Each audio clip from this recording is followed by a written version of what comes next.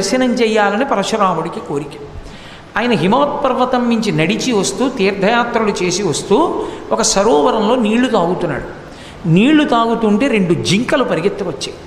అవి అరుస్తూ పరిగెత్తుకొచ్చినటువంటి పరిస్థితి చూసి పరశురాముడు అనుకున్నాడు, వీటిని ఎవరో వేటాడుతున్నారు, భయపడి ఇలా వస్తున్నాయి అనుకున్నాడు. అవి అక్కడికి వచ్చి సేద తీరి నీళ్లు తాగుతుంటే ఒక జింక మనుష్య భాషలో అంది, జటాజూటం కట్టుకుని ఇంత తేజోమూర్తిగా ఉన్నాడు గొడ్డలి పట్టుకుని, వీడు మన్ని సంహరించాడు కదా అంది. రెండవ జింక అంది, ఆయన మన జోలికి రాడు, ఆయన పరశురాముడు మహాతేజోమూర్తి, ఆయన మన పక్కనంత ఉన్నంతకాలం మనని ఎవరూ చెనకరు, కానీ ఆయనకు కోరిక ఉంది విష్ణు దర్శనం చెయ్యాలని కృష్ణుడిగా, కానీ ఆయనకి తెలియదు ఆయన ఉపాసనా బలానికి ఆయనకి కృష్ణ దర్శనం అవ్వదు.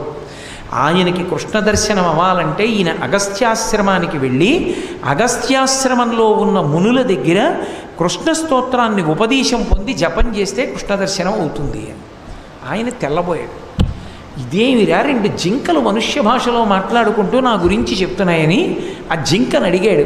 నీకెలా తెలుసు నా గురించి, నువ్వు ఎలా చెప్పగలిగావని అడిగాడు. అప్పుడు ఆ జింక మళ్ళీ తన పూర్వజన్మ వృత్తాంతం చెప్పాడు.